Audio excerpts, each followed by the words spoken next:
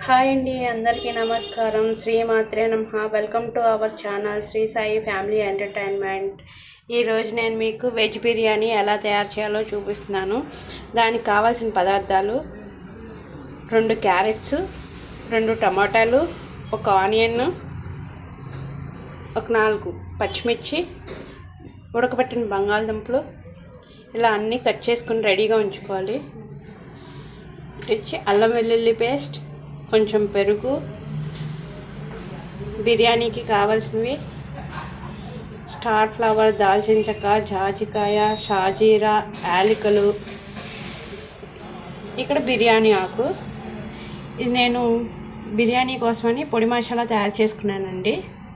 అవి ఇంకా ధనియాల పొడి. ఇవన్నీ కావాల్సిన పదార్థాలు. ఇంకా ఉప్పు, కారం. ఇలా పొయ్యి మీద గిన్నె పెట్టుకున్న తర్వాత దానిలో 4 స్పూన్ల నెయ్యి వేసుకోవాలి. ఇంకా ఎక్స్ట్రాగా 1 స్పూన్ ఆయిల్ కూడా వేసుకోవాలండి. అది కొంచెం బాగా హీట్ ఎక్కాక, బాగా ఆయిల్ హీట్ ఎక్కింది. ఇప్పుడు మన బిర్యానీ దినుసులు ఒక్కొక్కటిగా వేసుకోవాలండి. వేసుకుని బాగా వేయించాలి పచ్చివాసన పోయే వరకు. నేను ఇప్పుడు 2 గ్లాసెస్ వెజ్ బిర్యానీ వేస్తున్నాను. ముందుగా బియ్యాన్ని 2 గ్లాసెస్ నానబెట్టుకోవాలండి. ఒక ½ అన్ అవర్ ముందు నానబెట్టుకుంటే సరిపోతుంది. ఇప్పుడు మనం కట్ చేసి పెట్టుకున్న వెజిటేబుల్స్ అన్నీ, ఆనియన్స్, టొమాటో, పొటాటో, మిర్చి, క్యారెట్ అన్నీ అందులో వేసుకోవాలి. ఇవన్నీ మిక్స్ అయ్యే వరకు, బాగా వేగే వరకు తిప్పుకోవాలండి.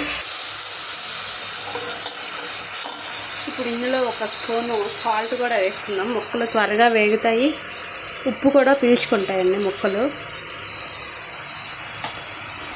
ముక్కలు బాగా వేగాక ఇప్పుడు అల్లం వెల్లుల్లి పేస్ట్ వేసుకోవాలి.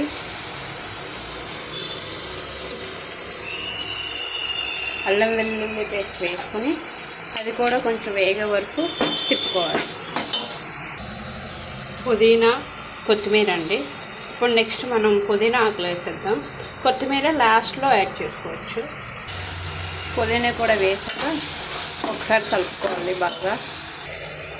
నెక్స్ట్ రెడీ చేసి పెట్టుకున్న ధనియాల పొడి, గరం మసాలా పౌడర్ వేసుకోవాలి.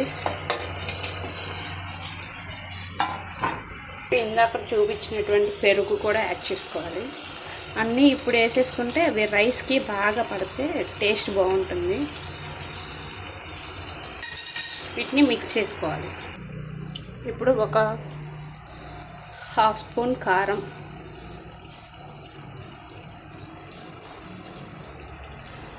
½ టీ స్పూన్ పసుపు కలుపుకోవాలి.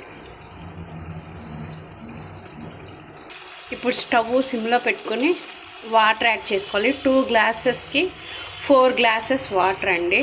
నేను ఇప్పుడు నార్మల్ రైస్కి చేసి చూపిస్తున్నాను.